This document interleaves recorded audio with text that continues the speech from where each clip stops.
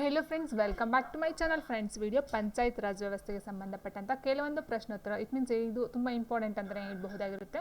So ಯೋಜನೆಗಳ ಬಗ್ಗೆ ಈ ಒಂದು ವಿಡಿಯೋದಲ್ಲಿ ನೋಡ್ತೋಣ. ಯೋಜನೆಗಳು ಯಾವ ಒಂದು ವರ್ಷದಲ್ಲಿ ಜಾರಿಗೆ ಬಂದು ಅಂತಕ್ಕಂಥದ್ದು ಕ್ವಶನ್ಸ್ಗಳು ತುಂಬ ಇದ್ದಾವೆ. ಸೊ ಅದಕ್ಕೆ ಸಂಬಂಧಪಟ್ಟಂತೆ ಏನೆಲ್ಲ ಮಾಹಿತಿಯನ್ನು ತೊಗೊಂಡು ಬರ್ತಾರೆ ಅದ್ರ ಜೊತೆಗೆ ಅಂತ ನೋಡ್ತಾ ಹೋಗೋಣ. ಸೊ ಫಸ್ಟ್ ಕ್ವಶನ್ ಹೀಗಿದೆ: ವೆಂಕಟಪ್ಪ ಸಮಿತಿ ನೇಮಕಗೊಂಡ ವರ್ಷ ಯಾವುದು ಅಂತ ಕೇಳಿದರೆ, ಸೊ ಆನ್ಸರು 1949. ಆಪ್ಷನ್ ಸಿ 1949ರಲ್ಲಿ ಮೊಟ್ಟ ಮೊದಲು ಅಂತ ಹೇಳಿದರೆ ವೆಂಕಟಪ್ಪ ಸಮಿತಿ ಜಾರಿಗೆ ಬರ್ತಕ್ಕಂಥದ್ದು. ಸೊ ಆವಾಗ ಏನು ಈ ಒಂದು ವೆಂಕಟಪ್ಪ ಸಮಿತಿ ಅಂತಕ್ಕಂಥದ್ದು ಜಾರಿಗೆ ಬರುತ್ತೋ ಆವಾಗ ಕರ್ನಾಟಕ ಅಂತಕ್ಕಂಥ ಒಂದು ರಾಜ್ಯ ಇರೋದಿಲ್ಲ, ಅಲ್ಲಿ ಮೈಸೂರು ರಾಜ್ಯ ಅಂತ ಹೆಸರಿರುತ್ತೆ. ಇಟ್ ಮೀನ್ಸ್ 1973ರಲ್ಲಿ ಕರ್ನಾಟಕ ಅಂತ ಏನು ಚೇಂಜ್ ಆಗುತ್ತೋ ಸೊ ಅದಕ್ಕಿಂತ ಮೊದಲು ಅದು ಇರ್ತಕ್ಕಂಥದ್ದು ಮೈಸೂರು ರಾಜ್ಯ ಅಂತಕ್ಕಂಥ ಒಂದು ಹೆಸರಿಂದ ಮೆನ್ಷನ್ ಮಾಡಿ ಇರುತ್ತೆ. ಸೊ ಹಾಗಾಗಿ ಇಲ್ಲಿ ವೆಂಕಟಪ್ಪ ಸಮಿತಿಲಿ ನಾವು ನೋಡ್ತಾ ಹೋದಾಗೆ ಮೈಸೂರು ರಾಜ್ಯದಲ್ಲಿ ಇರ್ತಕ್ಕಂಥ ಕೆಲವೊಂದು ಸ್ಥಳೀಯ ಆಡಳಿತ ವ್ಯವಸ್ಥೆಯಲ್ಲಿ ಇರ್ತಕ್ಕಂಥ ಕೊರತೆಗಳನ್ನು ಅಧ್ಯಯನ ಮಾಡೋದಕ್ಕೋಸ್ಕರ ವೆಂಕಟಪ್ಪ ಸಮಿತಿಯನ್ನು ಒಂದು ರಚನೆಯನ್ನು ಮಾಡ್ತಕ್ಕಂಥದ್ದು. ಮೇಯ್ನ್ ಆಗಿ ಇಲ್ಲಿ ಮೈಸೂರು ರಾಜ್ಯ ಅಥವಾ ಕರ್ನಾಟಕ ರಾಜ್ಯ ಅಂತ ಏನಿದೆಯೋ ಅದು ಸೊ ಮೈಸೂರು ರಾಜ್ಯದಲ್ಲಿ ಇರ್ತಕ್ಕಂಥ ಸ್ಥಳೀಯ ಆಡಳಿತ ವ್ಯವಸ್ಥೆಯಲ್ಲಿ ಇರ್ತಕ್ಕಂಥ ಕೆಲವೊಂದು ಕೊರತೆಗಳನ್ನು ಅಧ್ಯಯನ ಮಾಡೋದಕ್ಕೋಸ್ಕರ ಈ ಒಂದು ವೆಂಕಟಪ್ಪ ಸಮಿತಿಯನ್ನು ನೇಮಕಾತಿಯನ್ನು ಮಾಡ್ತಕ್ಕಂಥದ್ದು. ಸೊ ಇಲ್ಲಿ ಮೇಯ್ನ್ ಆಗಿ ಬರ್ತಕ್ಕಂಥದ್ದು ನಾವೇನಂತ ಹೇಳಿದ್ರೆ ವೆಂಕಟಪ್ಪ ಸಮಿತಿಲಿ ಬರ್ತಕ್ಕಂಥದ್ದು ಸಮನ್ವಯ ಸಮಿತಿಯನ್ನು ರಚನೆ ಮಾಡ್ತಕ್ಕಂಥದ್ದು. ಸಮನ್ವಯ ಸಮಿತಿ. ಸೊ ಇಲ್ಲಿ ಸಮನ್ವಯ ಸಮಿತಿ ಅಂತಕ್ಕಂಥದ್ದು ರಚನೆ ಮಾಡ್ತಾರೆ 1949ರಲ್ಲಿ. ಆ್ಯಂಡ್ ನೆಕ್ಸ್ಟ್ ಇಲ್ಲಿ 1949ರಲ್ಲಿ ರಚನೆ ಮಾಡಿದ್ರೂ ಸಹ ಇದರ ಒಂದು ವರದಿಯನ್ನು ಕೊಡ್ತಕ್ಕಂಥದ್ದು ಸಲ್ಲಿಸ್ತಕ್ಕಂಥದ್ದು ಯಾವಾಗ ಅಂತ ಹೇಳಿದ್ರೆ 1950 ಜೂನ್ ಮೀನ್ಸ್ 6ನೇ ತಿಂಗಳು 12ನೇ ತಾರೀಕು. ಸೊ 1950ರಲ್ಲಿ ಜೂನ್ ತಿಂಗಳಲ್ಲಿ 12ನೇ ತಾರೀಕಲ್ಲಿ ಈ ಒಂದು ವರದಿಯನ್ನು ಸಲ್ಲಿಸ್ತಕ್ಕಂಥದ್ದು ವೆಂಕಟಪ್ಪ ಸಮಿತಿ ಜಾರಿಗೆ ಬರ್ತಕ್ಕಂಥದ್ದು. ಇಟ್ ಮೀನ್ಸ್ ಅದು ಫಸ್ಟ್ಗೆ ಯಾವಾಗ ರಚನೆ ಮಾಡಿದ್ರು 1949ರಲ್ಲಿ, ಬಟ್ ಅದರ ಒಂದು ವರದಿಯನ್ನು ಸಲ್ಲಿಸ್ತಕ್ಕಂಥದ್ದು 1950 ಜೂನ್ 12ರಂದು. ಸೊ ಇಲ್ಲಿ ಸಮನ್ವಯ ಸಮಿತಿಯನ್ನು ರಚನೆ ಮಾಡ್ತಾರೆ. ಆ್ಯಂಡ್ ಇಲ್ಲಿ ಬರ್ತಕ್ಕಂಥ ಮೇನ್ ಶಿಫಾರಸುಗಳು ಏನಂತ ನಾವು ನೋಡ್ತಾ ಹೋದಾಗೆ ಸೊ ಇಲ್ಲಿ ಕೇಳ್ತಕ್ಕಂಥದ್ದು ಎರಡನೇ ಏನು ವೆಂಕಟಪ್ಪ ಸಮಿತಿ ಇದೆಯೋ ಇಲ್ಲಿ ಈಗ ಇರ್ತಕ್ಕಂಥದ್ದು ಗ್ರಾಮ ಪಂಚಾಯಿತಿ, ತಾಲೂಕ್ ಪಂಚಾಯಿತಿ, ಜಿಲ್ಲಾ ಪಂಚಾಯಿತಿ ಅಂತ ಏನು 3 ಇದೆಯೋ, ಆದರೆ ವೆಂಕಟಪ್ಪ ಸಮಿತಿಲಿ ಅವ್ರು ಹೇಳ್ತಕ್ಕಂಥದ್ದು ಎರಡನೇ. ಸೊ ಗ್ರಾಮ ಮಟ್ಟದಲ್ಲಿ ಬರ್ತಕ್ಕಂಥದ್ದು ಗ್ರೂಪ್ ಸಮಿತಿ ಅಂತ ಹೇಳ್ತಾರೆ, ಆ್ಯಂಡ್ ಜಿಲ್ಲಾ ಮಟ್ಟದಲ್ಲಿ ಒಂದನ್ನು ಹೇಳ್ತಾ ಹೋಗ್ತಾರೆ. So it means group panchayat ಮತ್ತು ಜಿಲ್ಲಾ ಮಟ್ಟದಲ್ಲಿ ಜಿಲ್ಲಾ ಮಂಡಳಿ ಮತ್ತು ಗ್ರೂಪ್ ಪಂಚಾಯತ್ ಅಂತಕ್ಕಂಥ 2 ಪಂಚಾಯಿತಿಗಳನ್ನು ಜಾರಿಗೆ ತರ್ತಕ್ಕಂಥದ್ದು ಈ ಒಂದು ವೆಂಕಟಪ್ಪ ಸಮಿತಿಲಿ. ಸೊ 3 ಬರೋದಿಲ್ಲ, ಜಸ್ಟ್ 2 ಸ್ಥಳೀಯ ಮಟ್ಟದಲ್ಲಿ ಇಟ್ ಮೀನ್ಸ್ ಗ್ರಾಮ ಮಟ್ಟದಲ್ಲಿ ಗ್ರೂಪ್ ಪಂಚಾಯಿತಿಯಿಂದ ತರ್ತಾರೆ, ಆ್ಯಂಡ್ ಜಿಲ್ಲಾ ಮಟ್ಟದಲ್ಲಿ ಜಿಲ್ಲಾ ಮಂಡಳಿ ಅಂತಕ್ಕಂಥ 2 ವ್ಯವಸ್ಥೆಯನ್ನು ಜಾರಿಗೆ ತರ್ತಕ್ಕಂಥದ್ದು. ಆ್ಯಂಡ್ ಇನ್ನೊಂದು ಮೇನ್ ಪಾಯಿಂಟ್ ಏನಂತ ಹೇಳಿದ್ರೆ ಇಲ್ಲಿ ಬರ್ತಕ್ಕಂಥದ್ದು ಎಷ್ಟು ವರ್ಷಗಳು ಅಂತ ಹೇಳಿದ್ರೆ ಇಲ್ಲಿ ಸದಸ್ಯರಾಗೋದಕ್ಕೆ ಬೇಕಾಗಿರ್ತಕ್ಕಂಥದ್ದು 25 ವರ್ಷಗಳು. ಸೊ ಕನಿಷ್ಠ ಅರ್ಹತೆ ಅಂತ ಹೇಳಿದಾಗ ಇಲ್ಲಿ 25 ವರ್ಷ ಆಗಿರಲೇಬೇಕಾಗಿರುತ್ತೆ. 25 ವರ್ಷ ವಯಸ್ಸಾಗಿರಬೇಕು ಈ ಒಂದು ಸದಸ್ಯರಾಗಿರ್ಬೇಕಂತ ಹೇಳಿದ್ರೆ. ಆ್ಯಂಡ್ ಇಲ್ಲಿ ಇನ್ನೂ ಒಂದು ಪಾಯಿಂಟ್ ಏನಂತ ಹೇಳಿದ್ರೆ ವೆಂಕಟಪ್ಪ ಸಮಿತಿ ಸಂಬಂಧಪಟ್ಟಂತೆ ಇರ್ತಕ್ಕಂಥ ಒಂದು ಇದಂತ ಹೇಳಿದ್ರೆ ಇಲ್ಲಿ ಬಂದಿರತಕ್ಕಂಥ ಅಧಿಕಾರಾವಧಿ ಸೊ ಜಿಲ್ಲಾ ಮಂಡಳಿ ಆಗಿರ್ಬೋದು, ಗ್ರೂಪ್ ಪಂಚಾಯತಿಲಾಗಿರ್ಬೋದು, ಇಲ್ಲಿ ಇರ್ತಕ್ಕಂಥ ಅಧಿಕಾರಾವಧಿ ಸೊ 4 ವರ್ಷ ಅಲ್ಲ 5 ವರ್ಷಗಳು. ಸಾರಿ 5 ವರ್ಷ ಅಲ್ಲ 4 ವರ್ಷಗಳು. ಸೊ 25 ವರ್ಷ ವಯಸ್ಸಾಗಿರಬೇಕು, 4 ವರ್ಷ ಅಧಿಕಾರಾವಧಿ ಆಗಿರ್ತಕ್ಕಂಥದ್ದು. ಆ್ಯಂಡ್ ಇಲ್ಲಿ ಬರ್ತಕ್ಕಂಥದ್ದು 2 ಮಂಡಳಿ. ಸೊ ಒಂದು ಗ್ರೂಪ್ ಪಂಚಾಯಿತಿ, ಇನ್ನೊಂದು ಜಿಲ್ಲಾ ಮಂಡಳಿ. ಸೊ ಇಲ್ಲಿ ತಾಲೂಕಿಗೆ ಅವಕಾಶ ಇರಲಿಲ್ಲ. ಸೊ ಇಷ್ಟು ಬಂದು ವೆಂಕಟಪ್ಪ ಸಮಿತಿಗೆ ಸಂಬಂಧಪಟ್ಟಂತೆ ಈ ಒಂದು ಇನ್ಫಾರ್ಮೇಷನು. ಸೊ ಆ್ಯಂಡ್ ಆದರೆ ಏನಾಗುತ್ತೆ ಅಂತ ಹೇಳಿದ್ರೆ ಇದು ಸಹ ಸಕ್ಸಸ್ ಆಗೋದಿಲ್ಲ. ಸೊ ಆದ ಕಾರಣ ಏನಾಗುತ್ತೆ ಇದಾದ ನಂತರ DH ಚಂದ್ರಶೇಖರ ಸಮಿತಿಯನ್ನು ಜಾರಿಗೆ ತರ್ತಕ್ಕಂಥದ್ದು. ಸೊ ವೆಂಕಟಪ್ಪ ಸಮಿತಿ ಆದ ನಂತರ ಚಂದ್ರಶೇಖರ ಸಮಿತಿ ಜಾರಿಗೆ ಬರುತ್ತೆ. ಇದು ಸಹ ಸಫಲ ಆಗೋದಿಲ್ಲ, ವೆಂಕಟಪ್ಪ ಸಮಿತಿ ಸಫಲ ಆಗೋದಿಲ್ಲ. ಅದಾದ ನಂತರ ಬರ್ತಕ್ಕಂಥದ್ದು ಚಂದ್ರಶೇಖರಯ್ಯ ಸಮಿತಿ ಅಂತಕ್ಕಂಥದ್ದು. ಓಕೆ, ಸೊ ಇಷ್ಟು ಅರ್ಥ ಆಯ್ತಾ ಅಂದ್ಕೊಳ್ತೀನಿ. ವೆಂಕಟಪ್ಪ ಸಮಿತಿ 1949ರಲ್ಲಿ ಜಾರಿಗೆ ಬರ್ತಕ್ಕಂಥದ್ದು. ಇದರ ಒಂದು ವರದಿಯನ್ನು ಕೊಡ್ತಕ್ಕಂಥದ್ದು 1950 ಜೂನ್ 12ರಂದು. ಆ್ಯಂಡ್ ಇಲ್ಲಿ ಮೇಯ್ನಾಗಿ ಬರ್ತಕ್ಕಂಥದ್ದು ಸಮನ್ವಯ ಸಮಿತಿಯನ್ನು, ಸ್ಥಳೀಯ ಸಂಸ್ಥೆಗಳ ಸಮನ್ವಯ ಸಮಿತಿಯನ್ನು ರಚನೆ ಮಾಡ್ತಕ್ಕಂಥದ್ದು. ಆ್ಯಂಡ್ ಇನ್ನೊಂದು ಪಾಯಿಂಟ್ ಅಂತ ಹೇಳಿದ್ರೆ ಇಲ್ಲಿ 25 ವರ್ಷ ವಯಸ್ಸಾಗಿರಬೇಕು ಮತ್ತು ಅಧಿಕಾರಾವಧಿ ಬಂದು 4 ವರ್ಷ. ಸೊ ಮೇಯ್ನ್ ಇಂಪಾರ್ಟೆಂಟು ಇಲ್ಲಿ ಬರ್ತಕ್ಕಂಥದ್ದು 2 ಹಂತದ ಪಂಚಾಯಿತಿಗಳು, ಒಂದು ಗ್ರೂಪ್ ಪಂಚಾಯಿತಿ, ಗ್ರಾಮ ಪಂಚಾಯಿತಿ, ಇನ್ನೊಂದು ಜಿಲ್ಲಾ ಮಂಡಳಿ. ಸೊ ಇಲ್ಲಿ ತಾಲೂಕಿಗೆ ಅವಕಾಶ ಇರೋದಿಲ್ಲ. ಸೊ ಆ್ಯಂಡ್ ನೆಕ್ಸ್ಟ್ ಪಾಯಿಂಟ್ ನೋಡ್ತಾ ಹೋದಾಗೆ ಚಂದ್ರಶೇಖರಯ್ಯ ಸಮಿತಿ ನೇಮಕಗೊಂಡ ವರ್ಷ ಯಾವುದು ಅಂತ ಕೇಳಿದ್ರೆ ಚಂದ್ರಶೇಖರಯ್ಯ ಸಮಿತಿ ಬಂದು 1953ರಲ್ಲಿ ಜಾರಿಗೆ ಬರ್ತಕ್ಕಂಥದ್ದು. ಇಟ್ ಮೀನ್ಸ್ ವೆಂಕಟಪ್ಪ ಸಮಿತಿ ಆದ ನಂತರ ಬರ್ತಕ್ಕಂಥದ್ದು 1953ರಲ್ಲಿ ಚಂದ್ರಶೇಖರಯ್ಯ ಸಮಿತಿ ಬರ್ತಕ್ಕಂಥದ್ದು. ಸೊ ಇಲ್ಲಿ ಬಂದಾಗ ನಾನು ಹೇಳಿದಾಗ ಇಲ್ಲಿ ಸಮನ್ವಯ ಸಮಿತಿ ಏನು ರಚನೆ ಮಾಡ್ತಾರೋ ಸೊ ಅದೇ ರೀತಿಯಲ್ಲಿ ಚಂದ್ರಶೇಖರಯ್ಯ ಸಮಿತಿಲಿ ರಚನೆ ಮಾಡ್ತಕ್ಕಂಥ ಒಂದು ಸಮಿತಿ ಅಂತ ಹೇಳಿದರೆ ವಿಚಾರಣಾ ಸಮಿತಿ. ವಿಚಾರಣಾ ಸಮಿತಿ ಅಂತಕ್ಕಂಥದ್ದನ್ನ ಮಾಡ್ತಾರೆ. ಸೊ ವಿಚಾರಣಾ ಸಮಿತಿ ಅಂತ ಹೇಳ್ತಾರೆ. ಆ್ಯಂಡ್ ಇಲ್ಲಿ ವರದಿಯನ್ನು ಸಲ್ಲಿಸ್ತಕ್ಕಂಥದ್ದು 1954ರಲ್ಲಿ.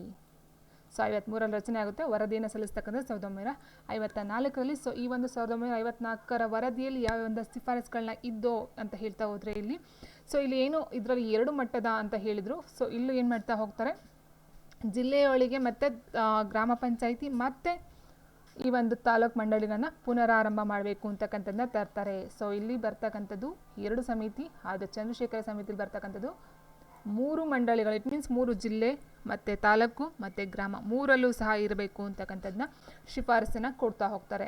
ಆ್ಯಂಡ್ ನೆಕ್ಸ್ಟ್ ಬಂದು ಇಲ್ಲಿ ಮೇಯ್ನಾಗಿ ಏನು ಹೇಳ್ತಾರೆ ಅಂತ ಹೇಳಿದರೆ, ತಾಲೂಕು ಮಟ್ಟದಲ್ಲಿ ತಾಲೂಕು ಬೋರ್ಡ್ಗಳ ಸ್ಥಾಪನೆ ಮಾಡಬೇಕು, ಮತ್ತು ಜಿಲ್ಲಾ ಮಟ್ಟದಲ್ಲಿ ಜಿಲ್ಲಾ ಬೋರ್ಡ್ಗಳ ಸ್ಥಾಪನೆ ಆಗಬೇಕು, ಮತ್ತು ಗ್ರಾಮ ಮಟ್ಟದಲ್ಲಿ ಪಂಚಾಯತ್, ಇಟ್ ಮೀನ್ಸ್ ಗ್ರಾಮ ಪಂಚಾಯತ್ಗಳ ರಚನೆಯನ್ನು ಮಾಡಬೇಕು ಅಂತಕ್ಕಂಥದ್ದು 3 ಜಾರಿಗೆ ತರ್ತಾರೆ. ಆ್ಯಂಡ್ ಮೇನ್ ಪಾಯಿಂಟ್ ಅಂತ ಹೇಳಿದರೆ ಇಲ್ಲಿ ತಾಲೂಕು ಬೋರ್ಡ್ ಅಂತ ಏನು ಇದಕ್ಕೆ ಸೇರಿಸ್ತಾರೋ, ಆ್ಯಡ್ ಮಾಡ್ತಾರೋ, ಸೊ ಅಲ್ಲಿ ಬರ್ತಕ್ಕಂಥದ್ರಲ್ಲಿ ಸಮಿತಿಗಳೆಲ್ಲ ಸದಸ್ಯರುಗಳು ಏನು ಬರ್ತಾರೋ ಸದಸ್ಯರುಗಳಲ್ಲಿ 1.3ರಷ್ಟು, ಇಟ್ ಮೀನ್ಸ್ 1/3ರಷ್ಟು ಸದಸ್ಯರನ್ನು ಈ ಒಂದು ತಾಲೂಕು ಬೋರ್ಡ್ಗಳಿಂದ ನೇರವಾಗಿ ಇಟ್ ಮೀನ್ಸ್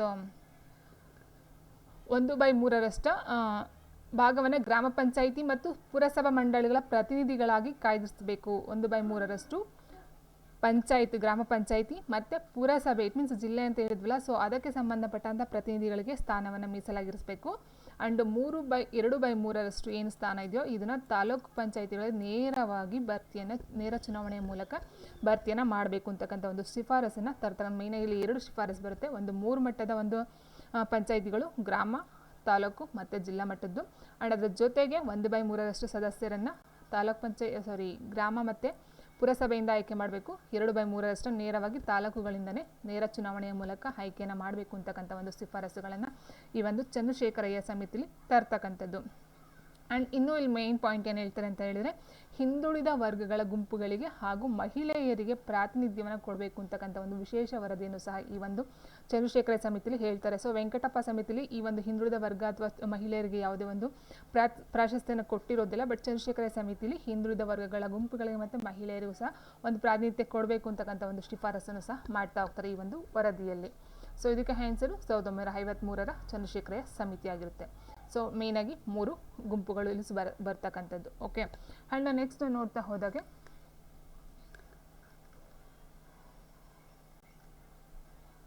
ಕೊಂಡಜ್ಜಿ ಬಸಪ್ಪ ಸಮಿತಿ ನೇಮಕವಾದ ವರ್ಷ ಯಾವುದು ಅಂತ ಕೊಟ್ಟಿದ್ದಾರೆ ಇಲ್ಲಿ. ಕೊಂಡಜ್ಜಿ ಬಸಪ್ಪ ಸಮಿತಿ. ಸೊ ನೋಡಿ ಇಲ್ಲಿ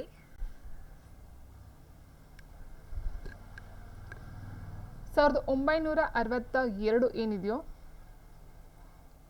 ಸೊ ಬಲವಂತರಾಯ್ ಮೆಹ್ತಾ ಅದಾದ ನಂತರ ಬರ್ತಕ್ಕಂಥ 1957ರಲ್ಲಿ ಬಲವಂತರಾಯ್ ಮೆಹ್ತಾ ಸಮಿತಿ, ಅದಾದ ನಂತರ ಕೊಂಡಜ್ಜಿ ಬಸಪ್ಪ ಸಮಿತಿ ಬರ್ತಕ್ಕಂಥದ್ದು. ಸೊ 1962ರಲ್ಲಿ ಈ ಒಂದು ಕೊಂಡಜ್ಜಿ ಬಸಪ್ಪ ಸಮಿತಿ ಅಂತಕ್ಕಂಥದ್ದು ಜಾರಿಗೆ ಬರ್ತಕ್ಕಂಥದ್ದು. ಆಪ್ಷನ್ 1. ಸೊ ಇದ್ರ ಪ್ರಕಾರ ನಾವು ನೋಡ್ತಾ ಹೋದಾಗ ಇಲ್ಲಿ ಏನು ಹೇಳ್ತಾರೆ ಅಂತ ಹೇಳಿದರೆ, 1959ರ ಒಂದು ಕಾಯ್ದೆ ಬರುತ್ತೆ. ಸೊ ಮೈಸೂರು ಗ್ರಾಮ ಪಂಚಾಯಿತಿ ಮತ್ತು ಸ್ಥಾನಿಕ ಮಂಡಳಿಗಳ ಕಾಯ್ದೆ ಅಂತ 1959. ಇಟ್ ಮೀನ್ಸ್ ವೆಂಕಟಪ್ಪ ಸಮಿತಿ ಆದಮೇಲೆ ಚಂದ್ರಶೇಖರಯ್ಯ ಸಮಿತಿ ಬರುತ್ತೆ. ಅದಾದ ನಂತರ 1959ರಲ್ಲಿ ಮೈಸೂರು ಗ್ರಾಮ ಪಂಚಾಯಿತಿ ಮತ್ತು ಸ್ಥಾನಿಕ ಮಂಡಳಿಗಳ ಕಾಯ್ದೆ ಅಂತ ಬರುತ್ತೆ. ಅದಾದ ನಂತರ ಬರ್ತಕ್ಕಂಥದ್ದು ಕೊಂಡಜ್ಜಿ ಬಸಪ್ಪ ಸಮಿತಿ 1962ರಲ್ಲಿ. ಸೊ ಈ ಒಂದು ಏನು 1959ರ ಕಾಯ್ದೆ ವಿಫಲವಾಗುತ್ತೋ ಅದಾದ ನಂತರ ಕೊಂಡಜ್ಜಿ ಬಸಪ್ಪ ಸಮಿತಿಯನ್ನು ಈ ಒಂದು ಕೊಂಡಜ್ಜಿ ಬಸಪ್ಪನವರ ಅಧ್ಯಕ್ಷತೆಯಲ್ಲಿ 1962ರಲ್ಲಿ ರಚನೆಯನ್ನು ಮಾಡ್ತಕ್ಕಂಥದ್ದು. ಸೊ ಇಲ್ಲೇನಾಗುತ್ತೆ,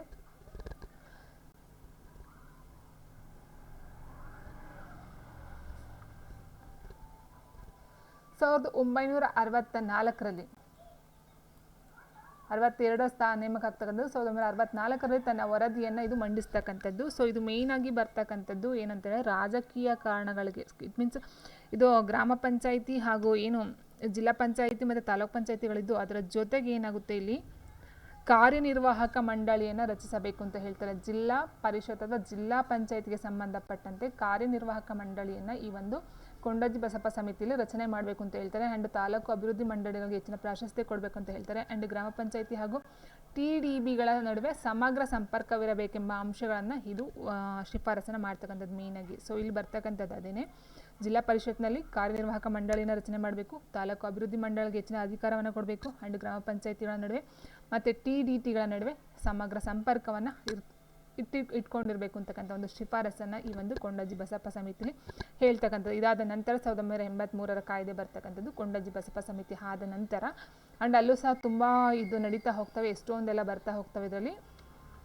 ಸೊ ಇಷ್ಟು ಬಂದು ಕೊಂಡಜ್ಜಿ ಬಸಪ್ಪ ಸಮಿತಿಗೆ ಸಂಬಂಧಪಟ್ಟಂತೆ. ಇದಾದ ನಂತರ ಬಲವಂತರಾಯ್ ಮೆಹ್ತಾ ಸಮಿತಿಯಿಂದ ಕೇಳಿದರೆ ಇದು ಬಂದು 1957, ತುಂಬ ಇಂಪಾರ್ಟೆಂಟು. ಇದು ಒಂದು 1957ರಲ್ಲಿ ಬರ್ತಕ್ಕಂಥದ್ದು ಬಲವಂತರಾಯ್ ಮೆಹ್ತಾ ಸಮಿತಿ ಅಂತಕ್ಕಂಥದ್ದು 1957ರಲ್ಲಿ. ಸೊ ಇದು ಬಂದು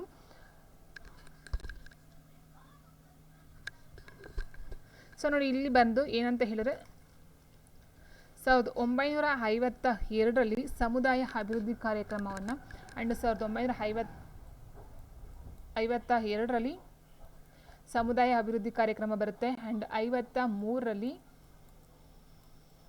ರಾಷ್ಟ್ರೀಯ ವಿಸ್ತರಣಾ ಕಾರ್ಯಕ್ರಮ ಅಂತ ತಗೊಬರ್ತಾರೆ, ಜಾರಿಗೆ ತರ್ತಾರೆ. ಆದರೆ ಏನಾಗುತ್ತೆ, ಇವುಗಳಿಂದ ಯಾವುದೇ ಒಂದು ನಿರೀಕ್ಷಿತ ಫಲ ಅಥವಾ ಯಾವುದೇ ಒಂದು ಹೊಸತನ ಅಥವಾ ಯಾವುದೋ ಒಂದು ಫಲ ಸಿಗೋದಿಲ್ಲ. ಸೊ ಹಾಗಾಗಿ ಏನು ಮಾಡ್ತಾರೆ, ಈ ಒಂದು 1957ರಲ್ಲಿ ಏನು ಮಾಡ್ತಾರೆ, ಜನವರಿ ತಿಂಗಳಲ್ಲಿ ಬಲವಂತರಾಯ್ ಮೆಹ್ತಾರವರ ಅಧ್ಯಕ್ಷತೆಯಲ್ಲಿ ಈ ಸಮಿತಿಯನ್ನು ನೇಮಕ ಮಾಡ್ತಕ್ಕಂಥದ್ದು. 1957ರಲ್ಲಿ. ಇದಕ್ಕೂ ಮೊದಲೇ 52ರಲ್ಲಿ ಸಮುದಾಯ ಅಭಿವೃದ್ಧಿ ಕಾರ್ಯಕ್ರಮ ಅಂತ ಮಾಡ್ತಾರೆ, 53ರಲ್ಲಿ ರಾಷ್ಟ್ರೀಯ ವಿಸ್ತರಣಾ ಕಾರ್ಯಕ್ರಮ ಅಂತ ಮಾಡ್ತಾರೆ. ಸೊ ಅದ್ಯಾವುದು ಸಹ ಸಫಲತೆ ಕೊಡೋದಿಲ್ಲ. ಸೊ ಅದಾದ ನಂತರ ಏನು ಮಾಡ್ತಾರೆ, 1957ರಲ್ಲಿ ಈ ಒಂದು ಸಮಿತಿಯನ್ನು, ಅದರಲ್ಲಿ ಜನವರಿಯಲ್ಲಿ ಈ ಒಂದು ಸಮಿತಿಯನ್ನು ಜಾರಿಗೆ ತರ್ತಕ್ಕಂಥದ್ದು.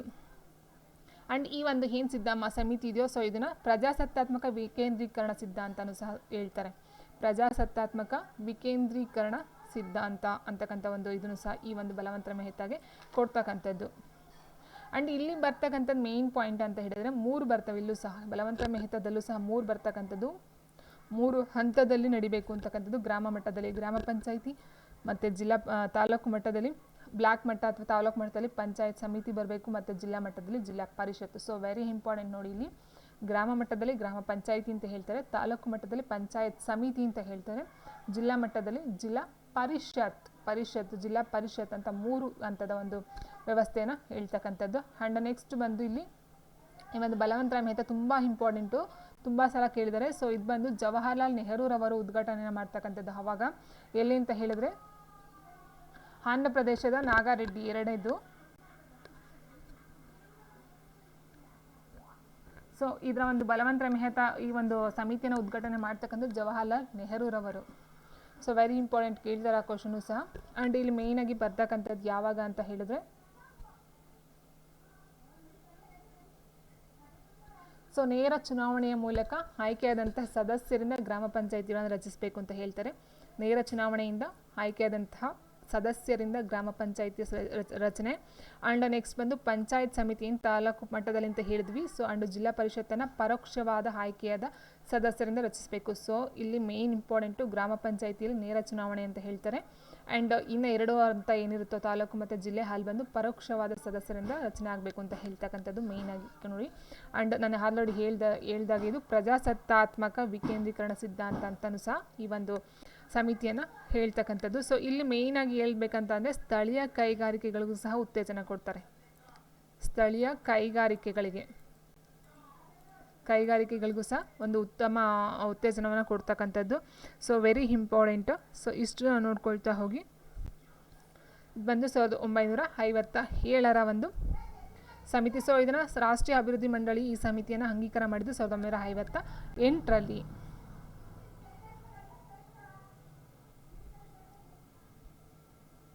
ಆ್ಯಂಡ್ ಮೇಯ್ನಾಗಿ ಇಲ್ಲೇನಂತ ಹೇಳಿದ್ರೆ 1900 ತುಂಬ ಇಂಪಾರ್ಟೆಂಟ್ ಅಂತ ಹೇಳಿದ್ರೆ ಈ ಒಂದು ಇದಕ್ಕೆ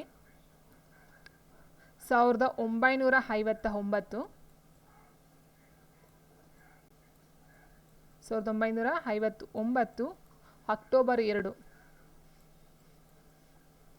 ಮೊಟ್ಟ ಮೊದಲ ಬಾರಿಗೆ ನಾಗ್ಪುರ, ಎಲ್ಲಿ ಬರುತ್ತೆ ಅಂತ ಹೇಳಿದರೆ ಇದು ನಾಗ್ಪುರ ಜಿಲ್ಲೆಯ ಪಂಚಾಯತ್ ರಾಜ್ ಆಡಳಿತ. ಇಟ್ ಮೀನ್ಸ್ ಇದು ಬರ್ತಕ್ಕಂಥದ್ದು ರಾಜಸ್ಥಾನದಲ್ಲಿ ರಾಜಸ್ಥಾನ ನಾಗ್ಪುರದಲ್ಲಿ ಮೊಟ್ಟ ಮೊದಲ ಬಾರಿಗೆ ಈ ಒಂದು ಪಂಚಾಯತ್ ರಾಜ್ ಆಡಳಿತ ವ್ಯವಸ್ಥೆಯನ್ನು ಜಾರಿಗೆ ತರ್ತಾರೆ.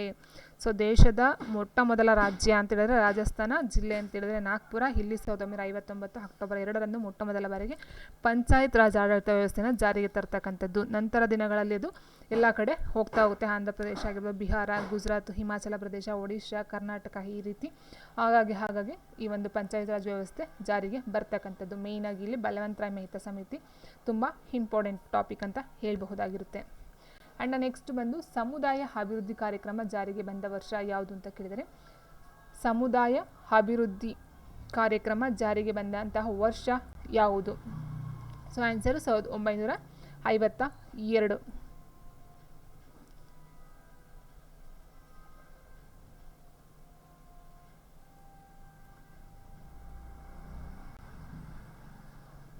ಆ್ಯಂಡ್ ನೆಕ್ಸ್ಟ್ ಬಂದು ರಾಷ್ಟ್ರೀಯ ವಿಸ್ತರಣಾ ಕಾರ್ಯಕ್ರಮ ಜಾರಿಗೆ ಬಂದ ವರ್ಷ ಯಾವಾಗ ಅಂತ ಕೇಳಿದರೆ, ರಾಷ್ಟ್ರೀಯ ವಿಸ್ತರಣಾ ಕಾರ್ಯಕ್ರಮ ಜಾರಿಗೆ ಬಂದಂಥ ವರ್ಷ ಯಾವುದು? ಸೊ ನೋಡಿ, ಇಲ್ಲಿ ನಾನು ಆಲ್ರೆಡಿ ಹೇಳಿದ್ದೆ, ಏನಂತ ಹೇಳಿದ್ದೆ, ಚಂದ್ರಶೇಖರಯ್ಯ ಸಮಿತಿಲಿ ಬರ್ತಕ್ಕಂಥ ಒಂದು ಇದೇನೈತೆ ಇಲ್ಲಿ ಹೇಳಿದ್ದೆ ಅಲ್ವಾ. ಸೊ ನೋಡಿ, ಇಲ್ಲಿ ವೆಂಕಟಪ್ಪ ಸಮಿತಿ ಅಂತ ಹೇಳಿದಾಗ ಇದು ಬಂದು ಸಮನ್ವಯ ಸಮಿತಿ ಆಗುತ್ತೆ. ಚಂದ್ರಶೇಖರಯ್ಯ ಸಮಿತಿ ನೇಮಕಗೊಂಡ ವರ್ಷ ಅಂತ ಕೊಟ್ಟಿದ್ರಲ್ಲ, ಇಲ್ಲ ನಾನು ಹೇಳಿದ್ದೆ ವಿಸ್ತರಣಾ ಸಮಿತಿಯನ್ನು ಈ ಒಂದು ಚಂದ್ರಶೇಖರಯ್ಯ ಸಮಿತಿಯಲ್ಲಿ ಸಮಿತಿಯನ್ನು ತರ್ತಾರೆ ಅಂತ ಹೇಳಿದ್ದೆ. ಸೊ ಹಾಗಾಗಿ ಅದಕ್ಕೆ ನಾವು ನೋಡ್ತಾ ಹೋದಾಗೆ ಆನ್ಸರು ಸೊ ಸಮನ್ವಯ ಸಮಿತಿ ಬಂದು ಸೊ ರಾಷ್ಟ್ರೀಯ ವಿಸ್ತರಣಾ ಕಾರ್ಯಕ್ರಮ ಬಂದು 1953ರಲ್ಲಿ ಆಗ್ತಕ್ಕಂಥದ್ದು. ಸೊ ಚಂದ್ರಶೇಖರಯ್ಯ ಸಮಿತಿಯರ ಇದರಲ್ಲಿ ಬರ್ತಕ್ಕಂಥದ್ದು ಮೇಯ್ನಾಗಿ. ಆ್ಯಂಡ್ ನೆಕ್ಸ್ಟು ಪಂಚಾಯತ್ ರಾಜ್ ಅಳವಡಿಸಿಕೊಂಡ ಮೊದಲ ರಾಜ್ಯ. ಸೊ ನಾನು ಆಲ್ರೆಡಿ ಹೇಳಿದೆ ರಾಜಸ್ಥಾನ. ಇದು ಬಂದು ರಾಜಸ್ಥಾನದ ನಾಗ್ಪುರ ಅಂತಕ್ಕಂಥ ಒಂದು ಇದರಲ್ಲಿ ಅಕ್ಟೋಬರ್ 2, 1959ರಲ್ಲಿ ಫಸ್ಟ್ಗೆ ಪಂಚಾಯತ್ ರಾಜ್ ವ್ಯವಸ್ಥೆಯನ್ನು ಅಳವಡಿಸ್ಕೊಳ್ತಕ್ಕಂಥದ್ದು. ಆ್ಯಂಡ್ ನೆಕ್ಸ್ಟ್ ಬಲವಂತರಾಯ್ ಮೆಹ್ತಾ ಸಮಿತಿ ಎಷ್ಟು ಹಂತದ ಪಂಚಾಯತ್ ರಚನೆಗೆ ಶಿಫಾರಸು ಮಾಡಿತು ಅಂತ ಕೇಳಿದರೆ, ಸೊ ಈಗ ಆಲ್ರೆಡಿ ಹೇಳಿದೆ ಆನ್ಸರ್ 3. ಇಲ್ಲಿ ಬಂದು ಗ್ರಾಮ ಮಟ್ಟದಲ್ಲಿ ಗ್ರಾಮ ಪಂಚಾಯತ್ ಇರುತ್ತೆ, ಬ್ಲಾಕ್ ಮಟ್ಟ ಇಟ್ ಮೀನ್ಸ್ ತಾಲೂಕು ಮಟ್ಟದಲ್ಲಿ ಪಂಚಾಯತ್ ಸಮಿತಿ ಅಂತ ಇರುತ್ತೆ, ಜಿಲ್ಲಾ ಮಟ್ಟದಲ್ಲಿ ಜಿಲ್ಲಾ ಪರಿಷತ್ ಅಂತ 3 ಸಮಿತಿಗಳನ್ನು ಇಟ್ ಮೀನ್ಸ್ 3 ಥರದ ಪಂಚಾಯತ್ಗಳನ್ನು ಜಾರಿಗೆ ತರ್ತಕ್ಕಂಥದ್ದು. ನೆಕ್ಸ್ಟ್ ಅಶೋಕ್ ಮೆಹ್ತಾ ಸಮಿತಿ, ವೆರಿ ಇಂಪಾರ್ಟೆಂಟ್ ಇದು ಸಹ. ಅಶೋಕ್ ಮೆಹ್ತಾ ಸಮಿತಿ ನೇಮಕವಾದ ವರ್ಷ ಯಾವುದು ಅಂತ ಕೇಳಿದರೆ, ಸೊ 1977, 78 ಅಂತ ಹೇಳ್ತಾರೆ. 77, 78ರಲ್ಲಿ ಬರ್ತಕ್ಕಂಥದ್ದು ಅಶೋಕ್ ಮೆಹ್ತಾ ಸಮಿತಿ. ಸೊ ಇಲ್ಲಿ ಬರ್ತಕ್ಕಂಥದ್ದು, ಇಲ್ಲೂ ಸಹ ಏನು ಹೇಳ್ತಾರೆ ಅಂದರೆ, ಇಲ್ಲಿ ಜಸ್ಟ್ 2 ಹಂತನ ಹೇಳ್ತಕ್ಕಂಥದ್ದು. ಇಲ್ಲಿ 3 ಹಂತಕ್ಕೆ ಶಿಫಾರಸು ಮಾಡೋದಿಲ್ಲ, 2 ಹಂತಗಳಿಗೆ ಶಿಫಾರಸನ್ನು ಕೊಡ್ತಕ್ಕಂಥದ್ದು. ಈ ಒಂದು ಏನು ಪಂಚಾಯತ್ ರಾಜ್ ವ್ಯವಸ್ಥೆಯ ವೈಫಲ್ಯತೆಗಳಿರುತ್ತೋ, ಇಟ್ ಮೀನ್ಸ್ ಕಾರಣಗಳು ಅಂತಲೇ ಹೇಳ್ಬೋದು, ವೈಫಲ್ಯತೆಗಳನ್ನು ಇರುತ್ತೋ, ಸೊ ಅದನ್ನು ಅಧ್ಯಯನ ಮಾಡಿ ಅದರ ಒಂದು ಏನು ಕೊರತೆಗಳನ್ನು ಬಲಪಡಿಸ್ತಕ್ಕಂಥ ಒಂದು ಅಗತ್ಯವಾದ ಶಿಫಾರಸುಗಳನ್ನು ಮಾಡೋದಕ್ಕೋಸ್ಕರ 1977, 78ರಲ್ಲಿ ಈ ಒಂದು ಅಶೋಕ್ ಮೆಹ್ತಾ ಸಮಿತಿಯನ್ನು ಜಾರಿಗೆ ತರ್ತಕ್ಕಂಥದ್ದು. ಸೊ ಇಲ್ಲಿ ಕೊಟ್ಟಂತಹ ಒಂದು ವರದಿಯಲ್ಲಿ ಒಟ್ಟು ಇರ್ತಕ್ಕಂಥದ್ದು 132 ಶಿಫಾರಸುಗಳು. ಟೋಟಲ್ ಆಗಿ ಈ ಒಂದು ಅಶೋಕ್ ಮೆಹ್ತಾ ಸಮಿತಿಯಲ್ಲಿ ಬರ್ತಕ್ಕಂಥದ್ದು 132 ಶಿಫಾರಸುಗಳನ್ನು ಕೊಡ್ತಕ್ಕಂಥದ್ದು. ಸೊ ಈ ಸಮಿತಿಯು ಶಿಫಾರಸಿನಂತೆ ಕರ್ನಾಟಕ, ಆಂಧ್ರ ಪ್ರದೇಶ ಮತ್ತು ಪಶ್ಚಿಮ ಬಂಗಾಳ ರಾಜ್ಯಗಳು ಹೊಸ ಪಂಚಾಯತ್ ವ್ಯವಸ್ಥೆಯನ್ನು ಜಾರಿಗೆ ತರ್ತವೆ. ಸೊ ಇಲ್ಲಿ ಹೇಳ್ತಕ್ಕಂಥದ್ದು 2 ಪಂಚಾಯತ್ ವ್ಯವಸ್ಥೆ ಯಾವ್ದ್ಯಾವುದು ಅಂತ ಹೇಳಿದರೆ, ಜಿಲ್ಲಾ ಪರಿಷತ್ತು ಮತ್ತು ಮಂಡಲ್ ಪಂಚಾಯತ್. ಸೊ 2 ಈ ಒಂದು ಇದರಲ್ಲಿ ಶಿಫಾರಸನ್ನು ಕೊಡ್ತಕ್ಕಂಥದ್ದು, 3 ಬರೋದಿಲ್ಲ, 2 ಜಿಲ್ಲಾ ಪರಿಷತ್ತು ಮತ್ತು ಮಂಡಲ್ ಪಂಚಾಯತ್ ಅಂತಕ್ಕಂಥ 2 ಪಂಚಾಯತ್ಗೆ ಇಲ್ಲಿ ಶಿಫಾರಸನ್ನು ಕೊಡ್ತಕ್ಕಂಥದ್ದು. ಒಟ್ಟು 132 ಶಿಫಾರಸುಗಳನ್ನು ಈ ಒಂದು ಅಶೋಕ್ ಮೆಹ್ತಾ ಸಮಿತಿ ಕೊಡ್ತಕ್ಕಂಥದ್ದು. ಆ್ಯಂಡ್ ವೆರಿ ಇಂಪಾರ್ಟೆಂಟ್ ಅಂತ ಹೇಳಿದರೆ, ಪರಿಶಿಷ್ಟ ಜಾತಿ ಮತ್ತು ಪರಿಶಿಷ್ಟ ಪಂಗಡದವರಿಗೆ ಜನಸಂಖ್ಯೆ ಆಧಾರಿತವಾಗಿ ಮೀಸಲಾತಿಯನ್ನು ಕೊಡಬೇಕು ಅಂತ ಹೇಳ್ತಾರೆ. ಸೊ ಆ್ಯಂಡ್ ನೆಕ್ಸ್ಟ್ ಬಂದು ಇಲ್ಲಿ ಒಂದು ವೇಳೆ ಏನಾದರೂ ಪಂಚಾಯತ್ ರಾಜ್ ಸಂಸ್ಥೆಗಳು ರದ್ದುಗೊಳಿಸುವಂತಿಲ್ಲ, ಒಂದು ವೇಳೆ ರದ್ದು ಮಾಡಿದ್ರೆ ರದ್ದುಪಡಿಸಿದ 6 ತಿಂಗಳೊಳಗಾಗಿ ಚುನಾವಣೆಯನ್ನು ನಡೆಸಬೇಕು. ಸೊ ಕೇಳ್ತಾರೆ ಇಲ್ಲಿ 6 ತಿಂಗಳ ಒಳಗಡೆ ಮತ್ತೆ ಚುನಾವಣೆಯನ್ನು ಮಾಡ್ತಕ್ಕಂಥದ್ದು. ಸೊ ವೆರಿ ಇಂಪಾರ್ಟೆಂಟ್ ಕೇಳ್ತಾರೆ ಇದು. ಆ್ಯಂಡ್ ನೆಕ್ಸ್ಟ್ ಬಂದು ತೆರಿಗೆಯನ್ನು ಏನು ಕಟ್ತಾರೋ, ಸೊ ತೆರಿಗೆಯನ್ನು ಕಡ್ಡಾಯವಾಗಿ ವಿಧಿಸುವ ಅಧಿಕಾರವನ್ನು ಪಂಚಾಯತ್ ರಾಜ್ ಸಂಸ್ಥೆಗಳಿಗೆ ನೀಡಬೇಕು. ಸೊ ತೆರಿಗೆಯನ್ನು ಏನು ಹಾಕ್ತಾರೋ ಅದನ್ನು ಪಂಚಾಯತ್ ರಾಜ್ ಸಂಸ್ಥೆಗಳಿಗೆ ಕೊಡ್ತಕ್ಕಂಥದ್ದು. ಮತ್ತು ಇನ್ನೂ ಒಂದು ಮೇನ್ ಪಾಯಿಂಟ್ ಅಂತ ಹೇಳಿದ್ರೆ, ನ್ಯಾಯ ಪಂಚಾಯಿತಿಗಳನ್ನು ರಚಿಸಬೇಕಂತೆ. ಸೊ ಅಲ್ಲಿ ಅರ್ಹ ನ್ಯಾಯಾಧೀಶರು ನ್ಯಾಯ ಪಂಚಾಯಿತಿಗಳ ಅಧ್ಯಕ್ಷತೆಯನ್ನು ವಹಿಸಬೇಕು ಅಂತ ಹೇಳ್ತಾರೆ. ಸೊ ನ್ಯಾಯ ಪಂಚಾಯಿತಿಗಳ ರಚನೆ ಮಾಡಬೇಕು ಮತ್ತು ಅರ್ಹ ನ್ಯಾಯಾಧೀಶರು ಆ ಒಂದು ಪಂಚಾಯಿತಿಗಳ ಅಧ್ಯಕ್ಷತೆಯನ್ನು ವಹಿಸಬೇಕಂತ ಹೇಳ್ತಾರೆ. ಮತ್ತು ಸ್ವಯಂ ಸೇವಾ ಸಂಸ್ಥೆಗಳು ಪಂಚಾಯತ್ ರಾಜ್ ವ್ಯವಸ್ಥೆಯನ್ನು ಬಲಗೊಳಿಸ್ತಕ್ಕಂಥ ಸಹಕರಿಸಬೇಕು. ಸ್ವಯಂ ಸೇವಾ ಸಂಸ್ಥೆಗಳಿಗೂ ಸಹ ಇದಕ್ಕೆ ಸಪೋರ್ಟನ್ನು ಮಾಡಬೇಕು ಅಂತಕ್ಕಂಥದ್ದು ಈ ಒಂದು ಅಶೋಕ್ ಮೆಹ್ತಾ ಸಮಿತಿ ಒಟ್ಟು 132 ಶಿಫಾರಸುಗಳನ್ನು ತನ್ನ ವರದಿಯಲ್ಲಿ ಸಲ್ಲಿಸ್ತಕ್ಕಂಥದ್ದು. ಓಕೆ, ಸೊ ಇಲ್ಲಿ ಮೇಯ್ನಾಗಿ ಬರ್ತಕ್ಕಂಥದ್ದು 2 ಹಂತ ನೋಡ್ಕೊಳ್ಳಿ ಅದೊಂದು. ಮತ್ತು ನ್ಯಾಯ ಪಂಚಾಯಿತಿಗಳನ್ನು ರಚನೆ ಮಾಡಬೇಕು, ಅಲ್ಲಿ ನ್ಯಾಯಾಧೀಶರು ಸಹ ಇಟ್ಕೊಂಡಿರಬೇಕು. ಆ್ಯಂಡ್ ನೆಕ್ಸ್ಟ್ 6 ತಿಂಗಳೊಳಗೆ ಮತ್ತೆ ಚುನಾವಣೆಯನ್ನು ಮಾಡಬೇಕಂತಕ್ಕಂಥದ್ದಾಗಿರ್ಬೋದು. ಮತ್ತು ತೆರಿಗೆಗಳನ್ನು ಕಡ್ಡಾಯವಾಗಿ ಪಂಚಾಯತ್ಗಳೇ ವಸೂಲಿ ಮಾಡಬೇಕು ಅಂತಕ್ಕಂಥದ್ದು ಇಲ್ಲಿ ಬರ್ತಕ್ಕಂಥ ಕೆಲವೊಂದು ಶಿಫಾರಸುಗಳಾಗಿರುತ್ತೆ. ಆ್ಯಂಡ್ ನೆಕ್ಸ್ಟ್ ಬಂದು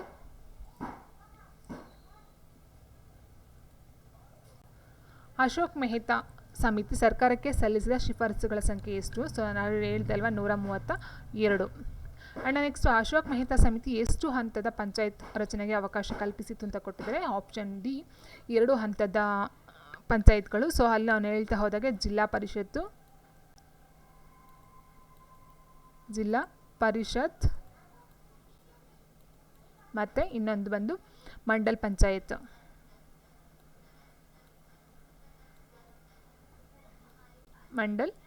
ಅಂತಕ್ಕಂಥ 2 ಪಂಚಾಯತ್ ರಚನೆಗೆ ಅವಕಾಶವನ್ನು ಕೊಡ್ತಕ್ಕಂಥದ್ದು. ಆ್ಯಂಡ್ ನೆಕ್ಸ್ಟ್ ಬಂದು